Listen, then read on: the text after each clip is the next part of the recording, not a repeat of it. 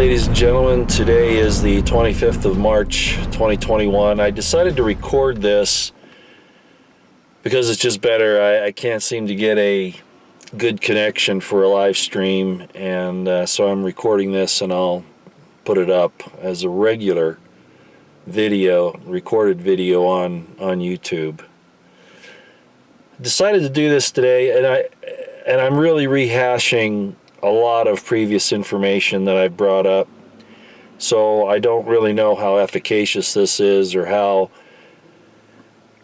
far-reaching, if at all, it'll be, because so many of us have been sounding these alarms for quite some time, and as I've long said, there is no one in a position of competent government authority that is really willing to step forward and do something about this.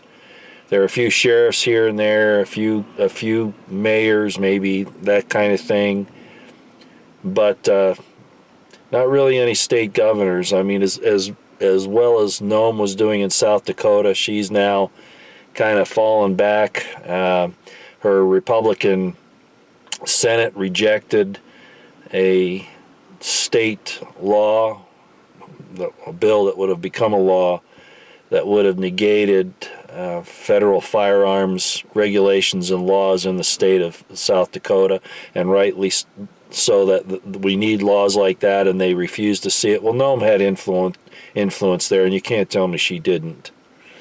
DeSantis, he's done a lot of good things, but he's still pushing these GMIs, as we call them, as everybody is. I put up a post from Nancy Morgan Hart this morning. I put it up on Twitter. I retweeted it, and you need to go see it. It's about Proposition, I think it's called Proposition 95 in California, about hazardous materials and some of the things that people are using for their face coverings actually violate that law in California about notifying about hazardous materials, and yet all of these politicians are pushing for it as a form of submission and to get federal money, etc. But that's what I'm saying. There really isn't a concerted effort at the federal or even the state levels to protect the people, and that's because money and power and obviously an evil influence, maybe supernatural, is at play here. The government, both federal and even the state governments, get their power from, the states get it from the people, and the federal government gets it from the people and the states. And anything that we don't permit them to do, the constitutions of those respective political entities are supposed to restrict them from doing what they are not expressly permitted to do under those charters. That's how our system was supposed to work, and unfortunately that has not worked out that way. As a matter of fact, as I just said, they, because of our charters that we granted to them, were restricted by what's called Napoleonic law. In other words, we put them under Napoleonic law to begin with. That was the theory anyway. That was the attempt. Which means that they could not do anything unless they were given an express permission to do it. And anything that they were not given an express permission to do, they were expressly prohibited from doing. So anything they operated on outside of that parameter was unlawful. Unfortunately, because of greed, because of complacency, we're now at a point where we are suffering under their Napoleonic law. In other words, now instead of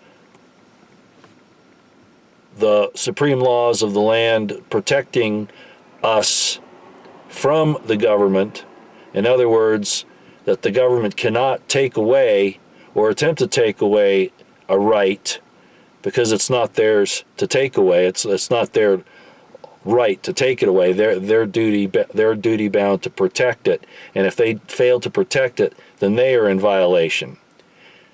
But like I say, now it's almost like, they say, well, they do. To us now, it's even getting worse with the First and Second Amendments, of course, where now the people are prevented from doing anything unless the government expressly permits it.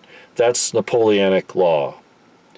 Let me explain Napoleonic law one more time. Napoleonic law is that all things are forbidden unless expressly permitted. And our system was supposed to be exactly the opposite to that, where all things are permitted unless expressly prohibited. Things like murder, theft, things like that. But they've totally reversed it on us, as I've just explained. And this was by design. Powerful people that want more power are always going to do that. That's why we were trying to tie down these criminal powers under the chains of the Constitution. The Constitution is not perfect. And I'm not really for.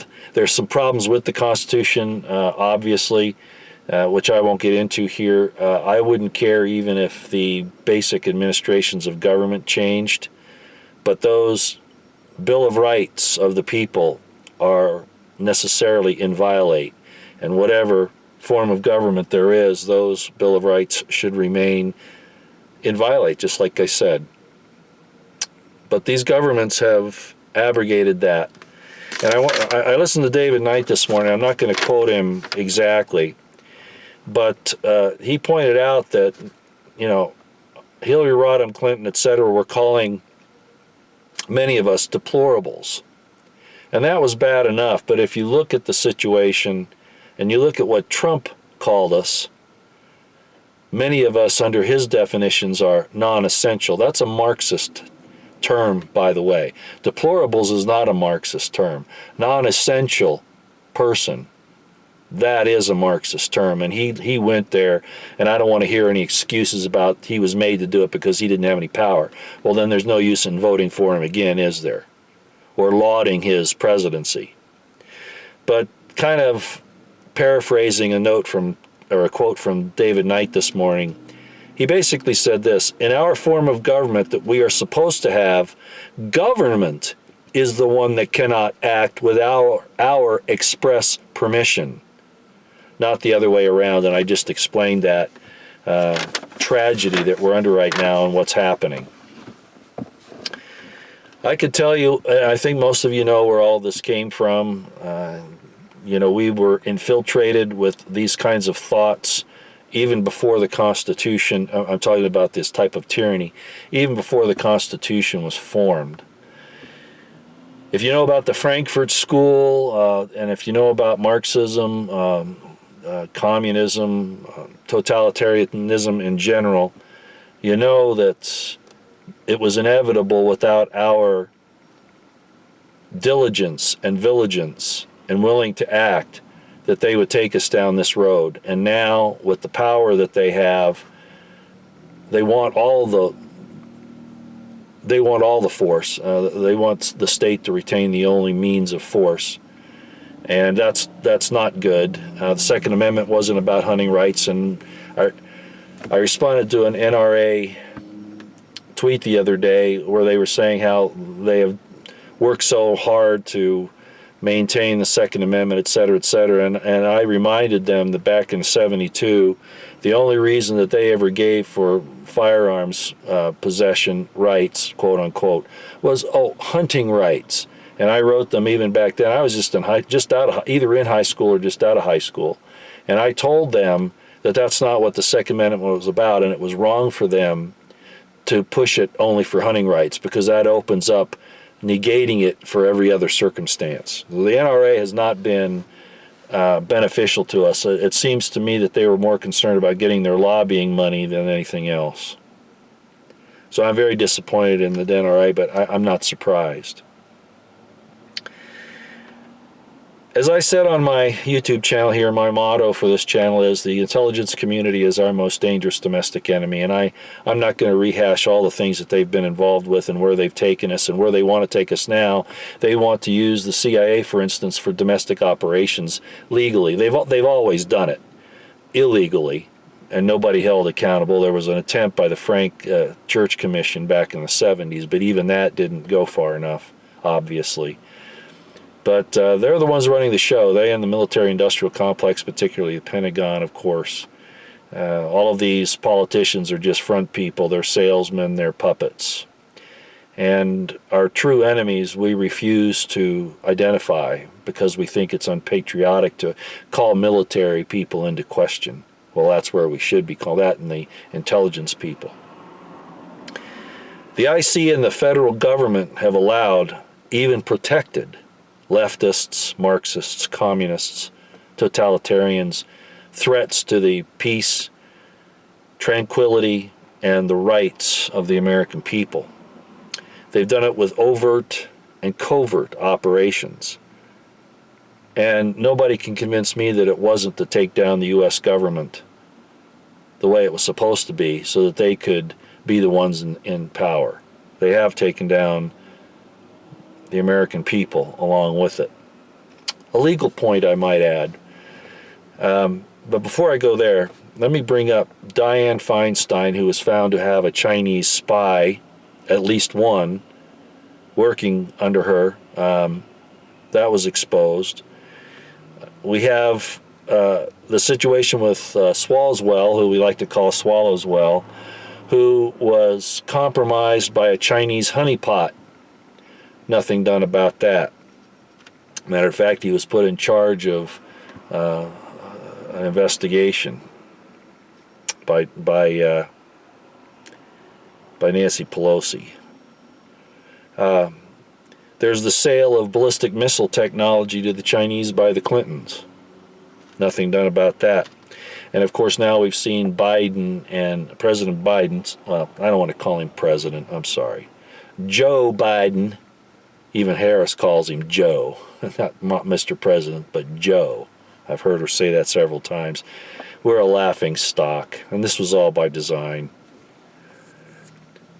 Joe Biden and his son Hunter Biden have ties and are bribery security exposures for the U.S. Because of their ties with China, Ukraine, etc., but primarily China. And nothing's done about that. So here's the legal point I wanted to bring up. You have all these people that have had these ties with China. We even heard Clinton say that, we need to emulate, Hillary, I'm saying, emulate what the Chinese are doing. And we've heard all these others say the basic same thing. And even General Petraeus said, the America's done. It's going to be the North American Union. Well, even that'll be subject to, of course, New World Order and Chinese influence. So what is it about all of this that's happened? The IC, the federal government in general, our law enforcement agencies, our intelligence apparatus, our supposed representatives, elected officials, etc. Everything has taken us down this road of removal, actually just an ignoring of their responsibility to protect us, which is what their charter is, that they will protect us in our rights. They don't give us our rights, those are ours, but they were given the charter to protect them and they violated it. And now we have all of this foreign influence, especially from the Chinese, as we saw. Chinese really put down the Biden administration, and that's to embarrass all of America. They're really, and we deserve it because we've been so decadent and so evil in so many ways, and we've let it happen. Not just the abortions, which is bad enough, and the wars and all of that, but what we've done to our own people, under what pretenses we've done it, and I'm not going to go through all that here. But seeing that all happen, that all of these things have occurred, there's a legal axiom. And I'm going to quote this because my contention is that these people did not do this by accident at all. And even if they weren't entirely in the conspiracy, so to speak, to take us down this road, this legal theory, this legal axiom actually still holds true. And I've mentioned it before, and it's this. And it's something to think about. A man intends the natural consequences of his acts.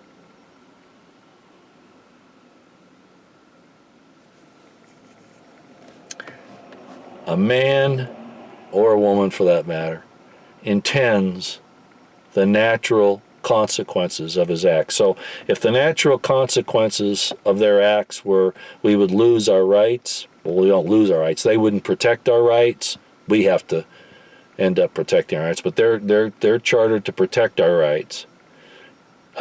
They failed to do that, or they chose not to protect our rights. They've taken us down a leftist, Marxist, communist, totalitarian corridor. By the axiom I just told you, they intended to do it. And no one, not even Rand Paul, really speaks up against these things. Not really. Not even Massey. Kind of, but not really. No one.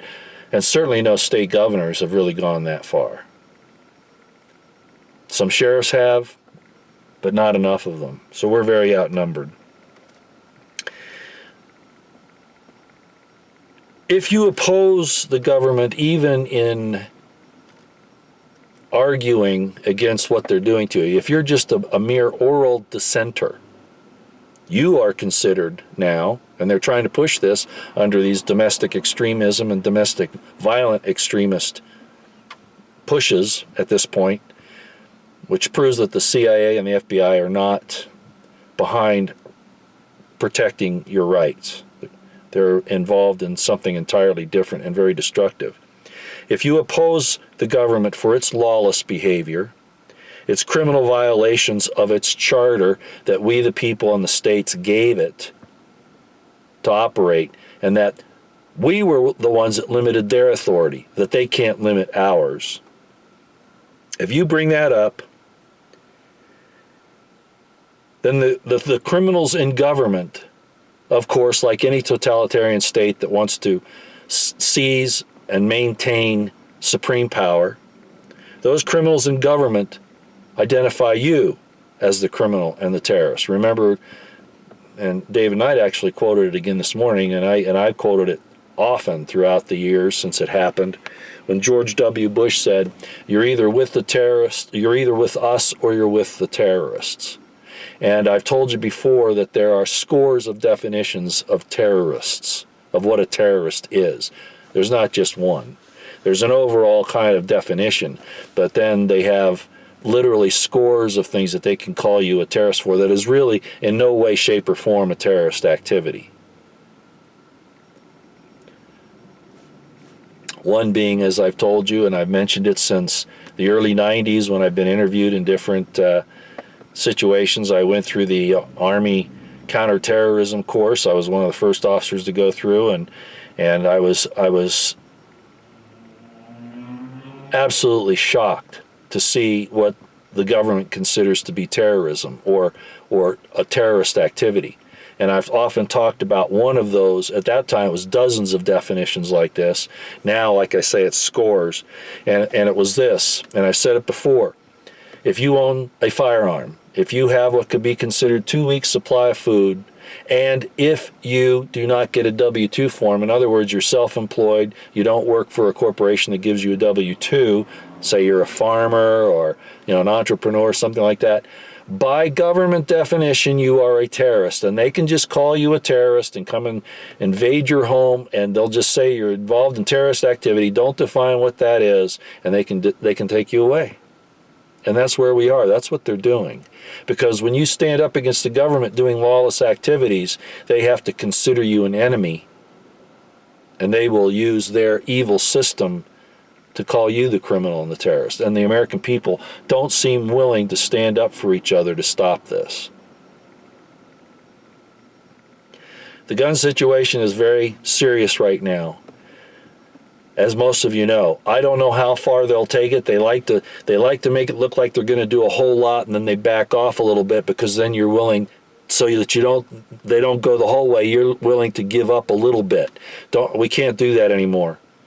When they say common sense gun control, they've been saying that for 30 years, and it's never common sense. It's just a way to whitewash their intents. And Swalwell said it, he wants to take all of them away, even if using nuclear weapons if he needs to. And he was not kidding. He was serious. And the IC feels the same way, because that keeps them in check by us having weapons. And that's what the Second Amendment was about. I want to point out something to you. All of this is being pushed by the Chinese because all of these people like Swalwell, Feinstein, Schumer, the Bidens, et cetera, we could go all down the list, all are bowing down to the Chinese and have for a long time. They're agents for the Chinese, which are really agents for the New World Order, okay? China's like the front company for the New World Order. And actually, in truth, the Anglo-American alliance, like the Atlantic Council, of course the UN, which isn't really an Anglo-American alliance, but you get the idea, the Atlantic Council, NATO, things like that, they're really the ones that are running the show. And you could add other names, of course, which we won't do right now, individual and family names and things, but they actually are the ones that have used China as the model, and now that's being pushed through the world. And apparently all of our leaders are bowing to it, which means what? Again, the legal situation I just talked about, that a man intends the natural consequences of his acts. So they're actually intending that this takeover occur and that you be imprisoned both in your mind and in your body, and they'd like to have your soul. But I want to take you back to a little situation that happened on December 14th, 2012, in a place, and you'll have to go with me here, okay? Listen very carefully and read between the lines. It happened in a place where, there's stuff on a beach and a fishing lure with a little thing on the end that grabs the fish, in a state that sounds very much like a connect cut. I think you can read between the lines, and you know why I'm doing this. There was an incident that happened there in 2012, and I could tell you all about the community that did this, and I've kind of hinted towards it before, that there are that people gather together, birds of the feather flock together, and you have places where Catholics gather, and you have places where Protestants gather. You have places where, perverts gather, okay? And people that worship other gods gather, all right? And they do things, and they confederate together and protect each other. Well, when this thing went down in 2012, it wasn't but a few weeks later, in early January of 2013, that the Chinese government told Obama, this was a terrible thing, never mind what they do in their country, killing millions of people. They told President Obama, hey, you need to get on this, and you need to outlaw all guns and confiscate all guns. Obviously, Feinstein, Swalwell, Schumer, the Bidens, Harris, we could go all the way down the list, want your guns. Well, it's not just because they want power and they don't want you to have a means of force to resist their unlawful power. They're doing it because they were instructed to do so by their masters, because they are Chinese agents. And again, I know we could go back to London, D.C., the other places. I understand that, to where this is really coming from. But the front runner in how all this was going to work out was the modeling in China. So they have handed themselves over to our enemies. They are agents of China, and this proves it.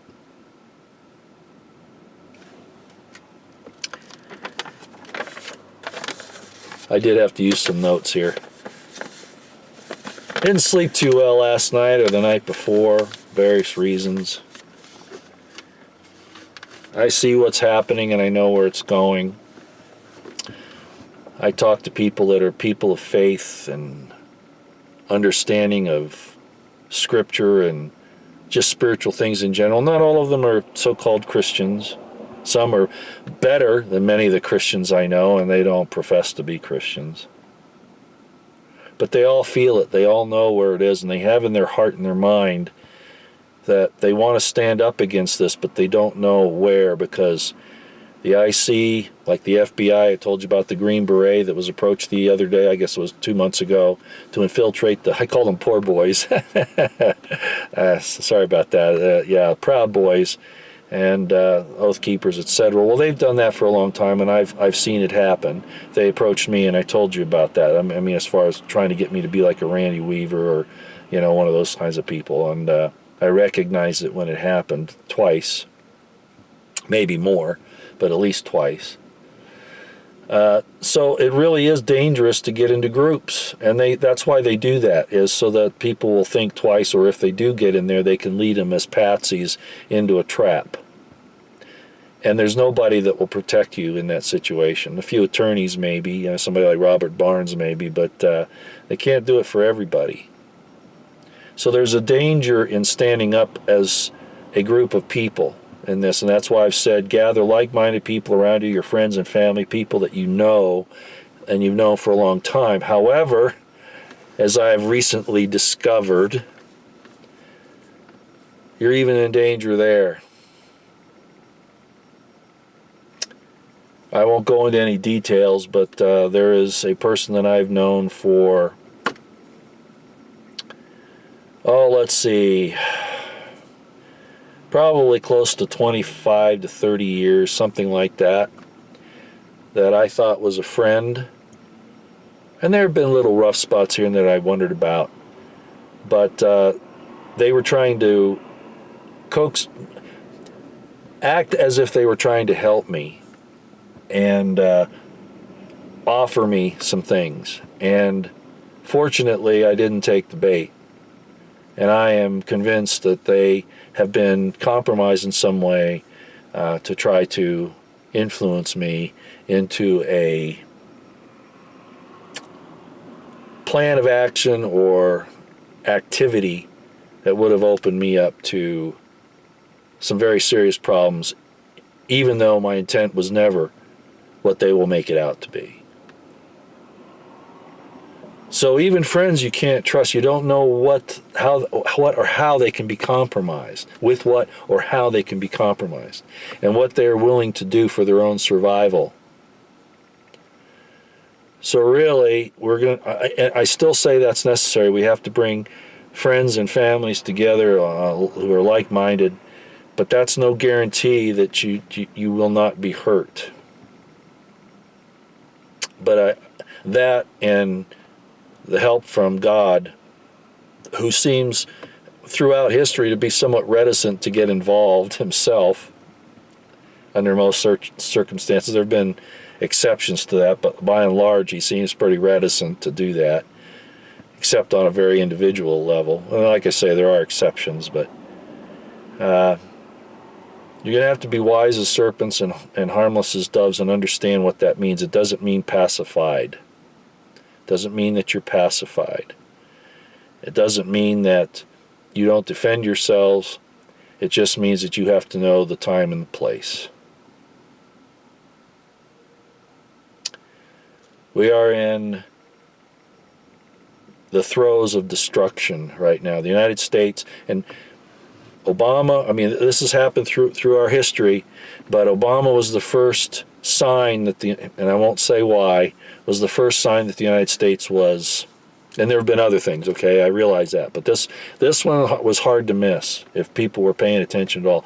Obama was the first indication that we had been marked for destruction. Trump pretended to be the person that would fix things, but in reality he was a Trojan horse. He was to take the people who would not have willingly followed an Obama or an HRC, as I've explained before, get them hooked on his promises and his appearance, but actually continue to do the same things and worse. And that's exactly what we saw. That's where we were now called non-essentials, unless we worked for a major corporation like you could name, right? So it was all about money and power again, and to fool us. And of course now everybody's running around either with the bandito things on, or clamoring for their GMI, which is going to be a really bad deal. We're already seeing that if you're paying attention. Trying to cover most of that up, trying to not discuss it. I'm not talking about me, I'm talking about the mainstream media, but you all know where that is. If you're paying attention at all and looking at the right resources, you know the number of casualties from this. Far more people that never would have gotten ill in the first place, but have fallen prey and victim to the supposed resolution. A man intends the natural consequences of their acts. Ladies and gentlemen, they're not doing this by accident or because they're just not aware. They don't care. They only care about themselves. So you're going to have to act accordingly, and it's arrived now. By the way, I'll end on this. I mentioned Alex Jones a week ago or so. He came out and he got on to Trump for his actions on the OWS and how bad it was for Trump to do that. But now he's back on the I love Trump mantra, and he's our only hope. So, and people ask me, well, why do you even listen to Alex? Why do you do that? And I answer it this way, as I have before. When General Patton knew he was going to confront General Rommel of the German Army, Panzer Divisions, Corps actually, Panzer Corps, as a field marshal. When Patton knew that, he read Patton's material so he would understand how Patton thinks and get insights into the operations that he might conduct. That's why I listen to Alex. That's why I listen to CNN. I read the New York Times, the Washington Post. I look at Al Qaeda. I look at the BBC. Oh yeah, I'll go and read, Reason Magazine, the New American, and listen to David Knight, for instance. We Are Change. Nancy Morgan Hart, James Corbett, etc., etc. You have to know what they're up to. And with Alex now going back and praising Trump on so many things, which is really ludicrous at this point, I think I need to know about that. And I think we need to understand that. Most of you will just say, well, I already know it. But when Jones covers these things, he's got some good people that come on there, I guess. Robert Barnes, for instance, just as an example, which give good information, but it's always about Trump is somehow the final solution to take care of all this. It always goes back to that. So there's something else going on there at InfoWars, and I think David Knight knows exactly what it is, but he's been, either because of a non-disclosure agreement or because he's just a gentleman, and a godly gentleman at that he won't go there. I think at some point in time he might have to make that sacrifice and come out with the entire story, but I'm not asking him to do that. I can see what happened. That's all I've got. Like I said, this is a recording, so you're going to see it in its historical recording format. And it's been kind of long. It's been, almost, it's going on 35 minutes. So I'll be out of here now. I just had to bring that up so you didn't think I was totally out of the loop, that I'm not keeping track of what's going on, or that I'm not passionate about it, because I very much am passionate about it. But we have to step very carefully. This is a minefield now. It always has been, but even more now. So we have to look for the mines that they've laid for us on our journey, because we're gonna trigger some of them. We're gonna step on some of these mines if we're not careful. We'll do it innocent. We'll go about doing things out of the goodness of our heart and the innocence of our intentions. They're doing it out of evil design. was like in Bosnia. Do you know that there are more landmines planted, and they still haven't found them all from the war in the 90s there in Yugoslavia. Kids even today get blown up by landmines that were put there back in the 90s because there's so many of them, they can't find them all. The way they find them usually now is somebody runs over one with a vehicle or walks on one. I know from first-hand experience, not because I did, but I saw what happened. Well, that's what they've done. They've put so many landmines out there for us. They make regular human activity criminal. They criminalize normal human activity. For instance, gathering together, hugging someone, talking to somebody, getting together and discussing the violence and the evil of what the government's doing. They don't want us getting together to do that. They're keeping mothers from their children, blaming it on some disease somewhere, or allowing children to be taken away from their mothers because they were on a playground, etc., etc., etc. And that's just the tip of the iceberg. So they've placed these landmines out there, and we have to be very, very careful. A few people might have to step on a landmine to protect the others, but hopefully, and I think Ammon Bundy has done that up in Idaho. He's in jail right now for a silly-ass thing that should never have happened. Not his fault. It's the way that the government and the establishment, the institutions, have been so corrupted that they don't protect people and their rights anymore, as this whole presentation has been about. So watch out for the landmines, everybody. They've planted them out there, and they want you to step on them. Multiple ones, if you will. That's all I got for you today. Out here for now.